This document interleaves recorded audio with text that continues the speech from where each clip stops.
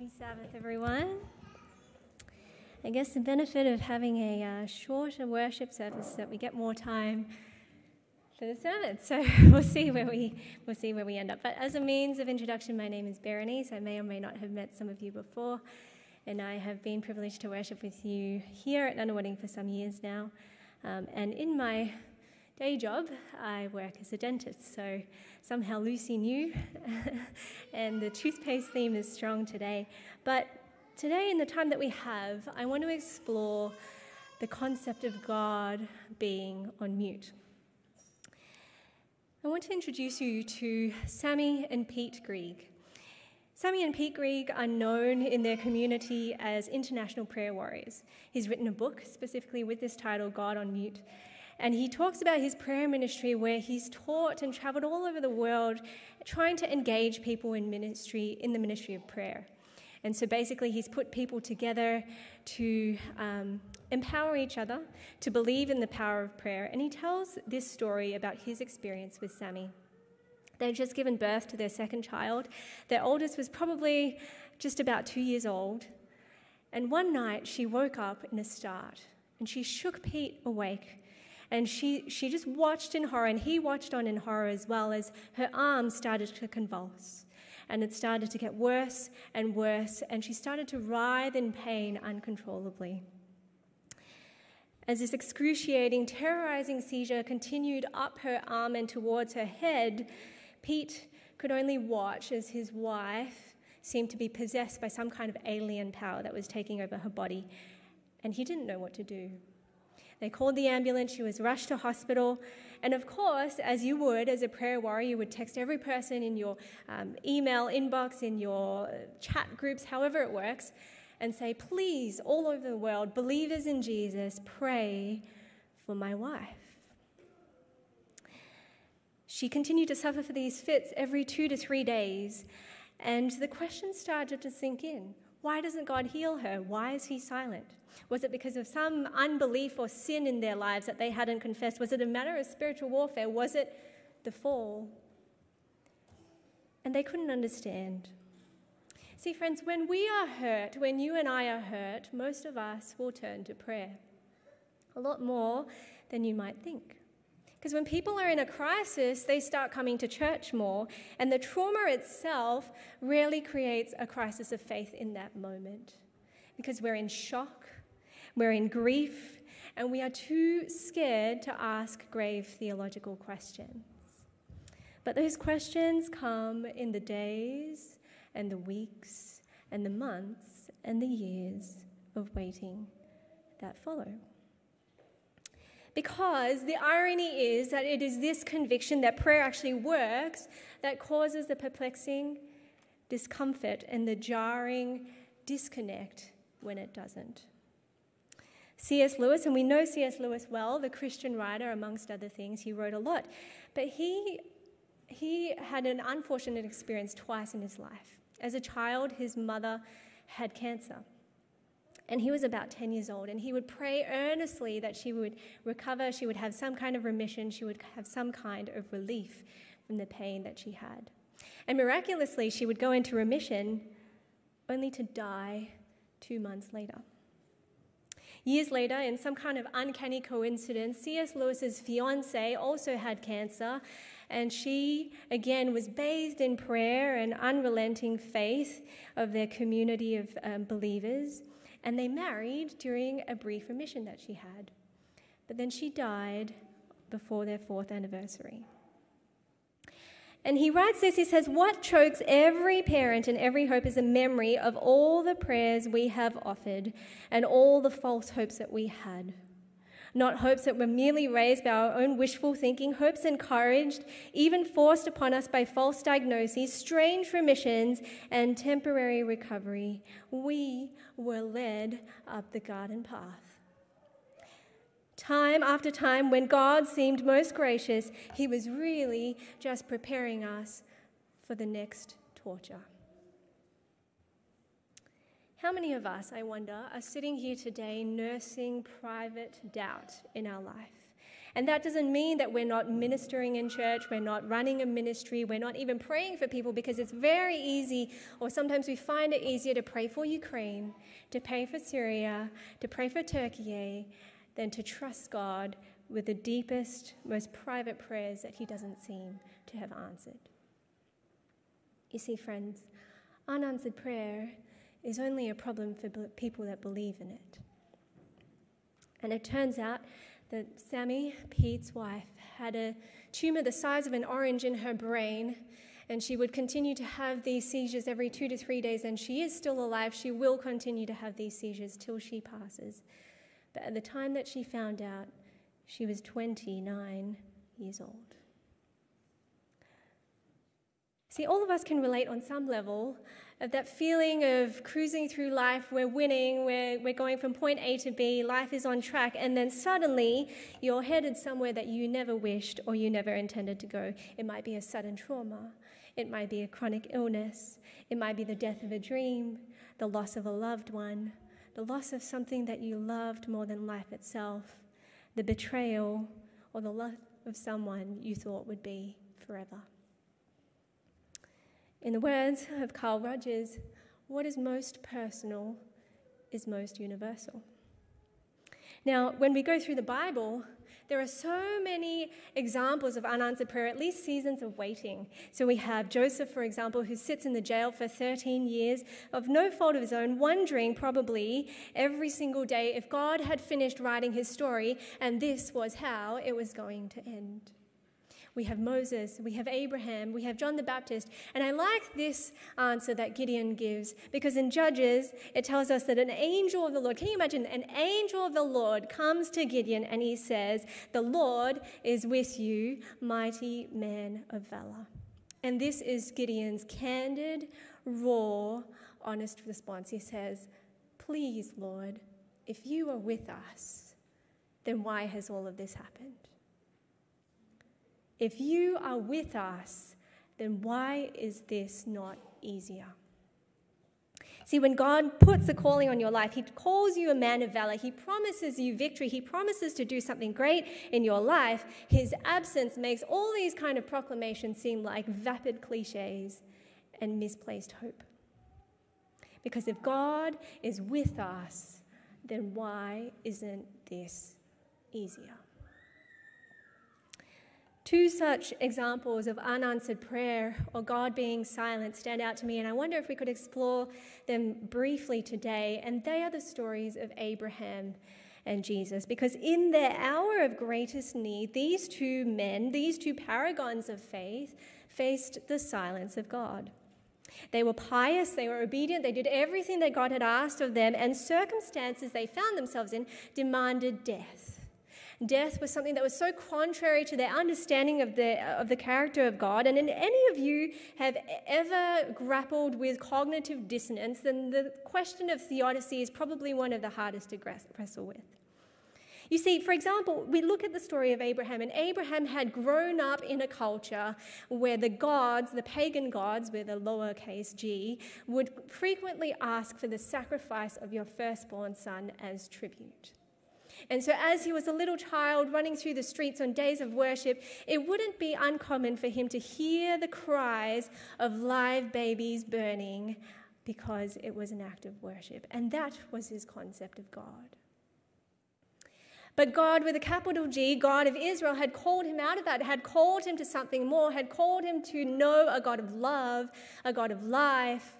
But here he found himself wrestling between the two concepts of God's power and his ability to take away suffering, and his seeming ignorance to the situation.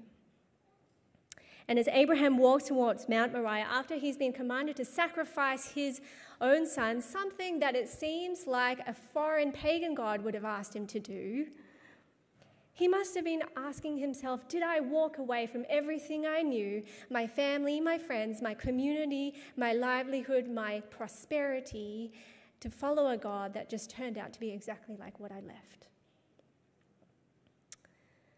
And as he walked with his son, dumbstruck by grief, the only words, ironically, that he heard that are recorded, at least in the Bible, are these: And Isaac said to his father Abraham, "My father, where is the sacrifice?" And those words must have been ringing through his head. Father, Father, the one that I've never known life without, the one who gave me life, the one that I'm supposed to be safe around. What am I to do? But yet, as Isaac called out to his earthly father, Abraham never heard from his heavenly Father himself. And Jesus, similarly, going through Gethsemane and then later on the cross, he also cried out, "Abba, Father, Eli, Eli, Father, Father." Now, for all of you that come from believing families, and I am one of those, I have been an Adventist or in the Adventist church since I was 8 months old. You'll know that I say this with all the love and respect I have for our church, but there is nothing quite as discombobulating to someone's Christian journey as when our family or our spiritual family, the people that we look up to, the paragons of faith that led us to our walk with Jesus, disappoint us. And this time, it seemed like for both Abraham and Jesus, God was on mute. See, God hadn't had a problem speaking into their life before. You see, God had proclaimed that Jesus was his beloved son literally in front of the whole world. He opened up the heavens. God had told Abraham he was going to be the father of many nations. Angels had personally come to visit him to tell him about Sodom and Gomorrah. But in the hour of their greatest need, they heard nothing. My patient, Sam, not her real name, and her son came into my dental clinic one day, and they were fidgeting and restless as if they couldn't wait to get out of my dental office. Now, I know many of you are sitting there thinking, well, that's what I feel like too, but I promise you this was different. And she took her chair in the corner of my room, and her son, who was there for the appointment, sat in my dental chair. And he was in for a toothache, and as we took a look, we found that 7 or 8 of his baby teeth were grossly decayed or seriously decayed. Some of them had abscesses. And as I told her that one of the baby teeth would probably need to take out today, she started to wail and to cry inconsolably. Now, I was a little perplexed, to be honest, because whilst I never encourage people taking out teeth if they don't have to, honestly, this baby tooth was going to fall out soon anyway. And it was just best and better for his pain that it came out today. But what shocked me more, what stood out to me, was the reaction of her son. And as he sat in that chair, he slumped a little lower and he looked down at his knees. And I could tell that for him this was a familiar scene. And he was embarrassed almost at being the cause of his mother's latest outburst, a cause of her anguish once again. And between sobs and tissues, she explained that her son and her had just recently moved to the area. It was the middle of a COVID lockdown, and they had packed up overnight and left after a decade of domestic abuse. And she'd been in survival mode for so long that she had neglected her own health and that of her children, and the decay that he felt and the pain that her son was in caused her to feel an immense sense of guilt. And as I handed her some tissues and I held one of her hands in mine, I noticed a small tattoo of a crucifix on her ring finger, ironically, probably under where she used to wear her wedding ring. And as I gave her the tissues, I said, "Tell me about that tattoo." And she pulled away shyly and she said, "Oh, that was a long time ago. That was when I thought things lasted forever." And I wondered to myself if the God that she once believed in her hour or hours or year or years of her greatest need, had been on mute. In the first of the Narnia Chronicles, C.S. Lewis writes about a boy about 10 or 11 years old, and I wonder if you can tell which story or which life experience inspired this, whose mother is very ill. And the book's name is The Magician's Nephew. And in it tells of the story of Diggory, a boy of 10 or 11 whose mother is dying. And Diggory first encounters the great Aslan, the great lion, and he gathers up all his courage and he comes to the lion and he says, "Please, could you please give me some of the magic fruit of this land that my mother could be well?" It is a heart-rending request, hopefully none that one of us could turn a blind eye to, made in desperation, yet at this time it seemed like Aslan seemed to ignore it completely. And Diggory had been desperately hoping that he would say yes. He'd been terribly afraid that Aslan would say no, but what shocked him most was that Aslan said nothing. See, when God is silent in response to our most deep and most desperate prayers, and I'm not talking about those prayers like, God, help me find my keys right now, or help me find a park because I'm running late, but those deep, heart-rending requests that are made from the bottom of our hearts. And he doesn't say yes with a clear sign or a miracle, and he doesn't say no to at least let us know that he's heard us. It can be very easy to conclude that he does not care.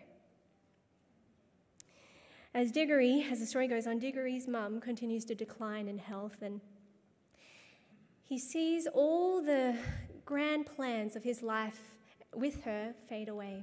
All the significant moments that she would miss, all the things that she would not be able to see, and he says, I must try one more time. And so he gathers up all his courage, and this time he throws himself prostrate at the feet of the lion. And he says, please, would you give me some of that magic fruit? See, up till then, he'd been staring at the lion's huge claws, and each of them, as he looked down, was bigger than his face. But this time, in sheer desperation, he dared to look up. And as he looked up, he saw the face of the lion bend down to meet his. And what he saw shocked him even more, because he saw in those big, bright lion eyes tears that he thought might have been bigger and brighter than his own. And as C.S. Lewis writes, he says, they were such big, bright tears compared with Diggory's own that for a moment he felt as if the lion must really be sorrier about his mother than he was himself. As it turns out, Diggory's prayer was never answered. His mother never got well. But that encounter with Aslan made all the difference, because for a moment, and in that moment, he knew that the lion in whom he had placed all his hopes and dreams, that he cared. That he cared. I continued to see my patient, Sam, and we'll keep going with that story in a minute, but taking us back to the stories of Abraham and Jesus. And the font might be a little small. I hope you can see it with me. But I think Abraham and Jesus had similar experiences to Diggory. Because Abraham was journeying, you see, for 3 days and 3 nights, day and night, day and night, day and night. And he's praying because that's all he can do in the silence, wrestling with these contradictions. But what spurred him on, and it tells us, Patriarchs and Prophets says, what spurred him on as he continued on the 3rd day was a cloud of glory. A cloud of glory hovering over Mount Moriah, and that's how he knew that the voice that had spoken to him was from heaven.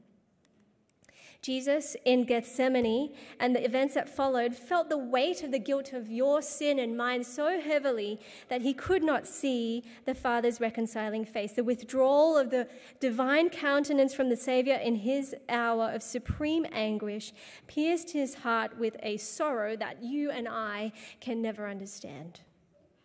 Because Jesus feared that his sin was so offensive to God that he would be separated from him forever. But you know how God showed up? You know how he showed up? It says this. It says, suddenly the sun seemed to be blotted out. Complete darkness enveloped the cross, and it was in that darkness that God's presence was hidden. I'm going to say that one more time. It was in the darkness that God's presence was hidden. He concealed his glory from mankind so that they would not die. But because there was darkness, God and his angels were able to be beside that cross, and the Father was with his Son.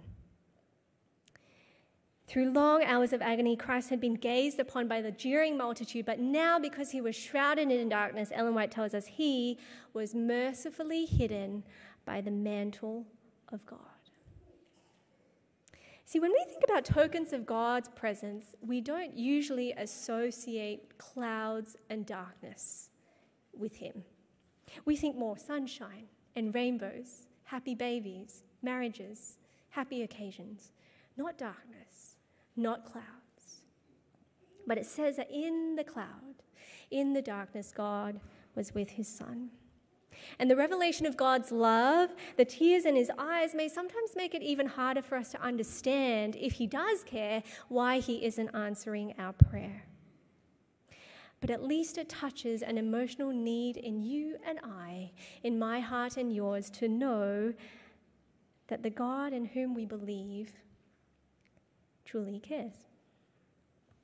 As I continued to visit with Sam, or Sam and her son continued to come to my clinic, we started to build a little bit of a rapport. And as she settled into the area over a series of a few months, I started to notice her countenance changing. She had some cheer in her life. She seemed like she was hopeful. We would swap stories about all the best cafes that I think she should check out. And she really seemed to be finding a new lease on life. And then it was her turn. It was her turn to book in for some dental work. And so it came to her first appointment. She came alone. And when she sat in the chair, and I started to lean the chair back, she started to open her mouth so that I could have a look. And suddenly, in an instant, it was like we went back 4 months. She couldn't control herself. She started to shake. She started to sob uncontrollably, and I was confused. I sat the chair back up, and I could see that she was grasping onto anything, the chair, the spittoon, anything around her to try to steady herself. And I said, "Take my hand." And so as I held her hand in mine, she just cried. And she cried and she cried. And after what seemed like an eternity, she told me that her last memories of lying back and having her mouth open like that were when her partner used to beat her night after night, breaking her front teeth over and over again until at this point they were just patches upon patches on the verge of breaking from a combination of trauma and neglect.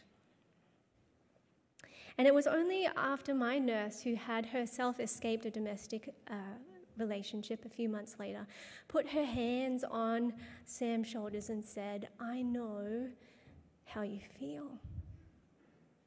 I have been where you have been, and you are safe here," that we could keep going.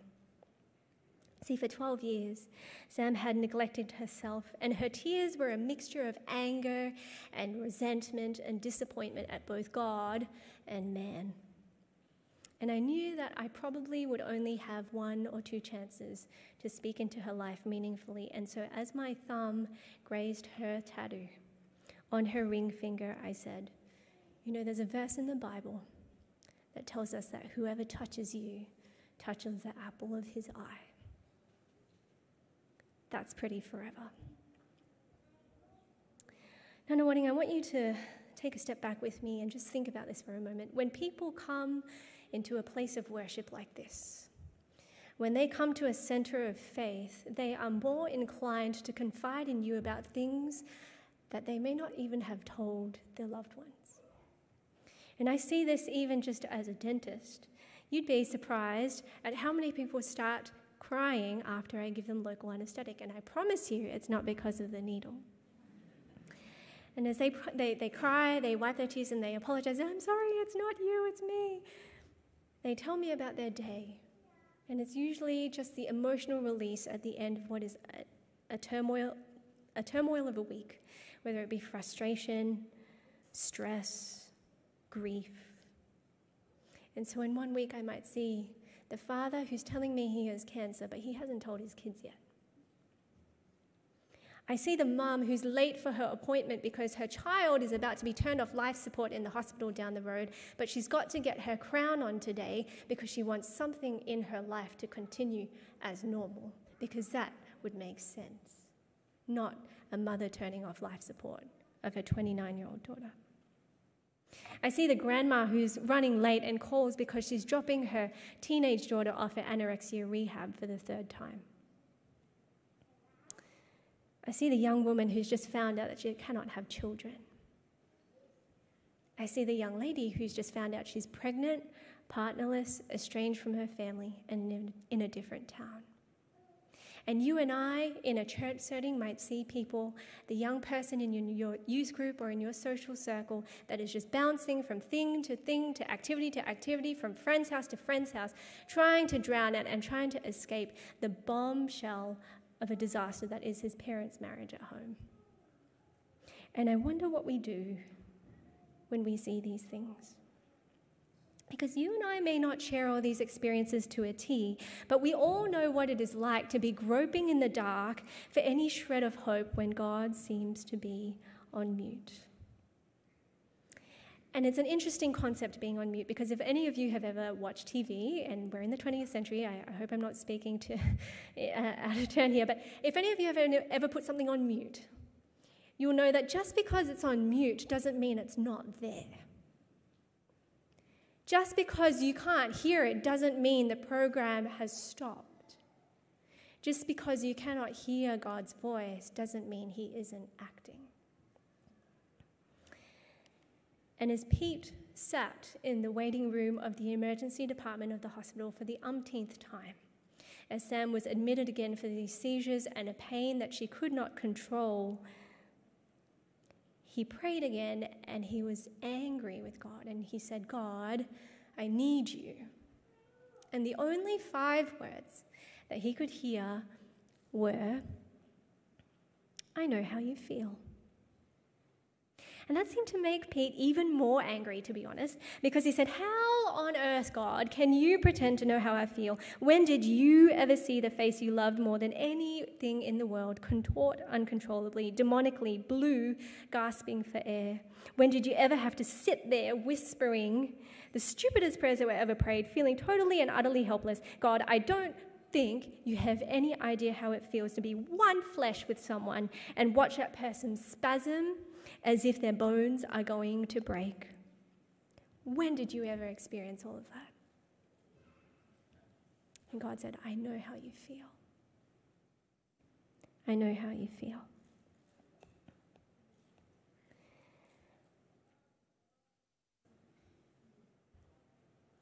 We continue to see Sam a few more times. And I haven't seen her probably for about a year now. But in the time that we did her dental work, and every time she would need some anesthetic, and we would go to put in some anesthetic, she would reflexly kind of grasp and need something to hold on to. And every single time, the only way we could get through it was because my nurse would hold her hand and say, take my hand. You are safe. You are safe. And when she left after her treatment was done, she said, thank you, because, you know, the best thing about having to move, the best thing about having to uproot my life and settle down here was finding all of you. It could be a cloud, it could be a shroud of darkness, or it could be you and I that God uses to show someone that he is still active, yet on mute in their life. Indulge me for a moment as I imagine this. I've been worshipping with Nunawading for some time now, and I've observed that you as a community have a gift and a capacity to love. And so imagine with me what Nunawading could be like if for 10 minutes after church, for the first 10 minutes after a church service, we all made a concerted effort to meaningfully connect with someone you haven't spoken to for 2 months. What kind of community would that be? And probably, if we extrapolate this in a few months, you'd run out of people that you haven't talked to. And that's a good problem to have. But you know what? Don't think for a second that those people and those lives that have found meaning and comfort in you wouldn't bring their friends and family to find the same comfort and community that you've provided them. And as God watches how you love his children, he says to himself, Nunawading is a place where my son that's hurting, my daughter that's hurting, can see me, can feel me, even though they cannot hear me. It could be that once in a blue moon, God uses you and I, for me, it was a broken tooth, a toothache, to be a token of his presence in someone else's life. Because it is a reminder to you and I that when we cannot trace his hand, when we cannot hear his voice, we can trust his heart.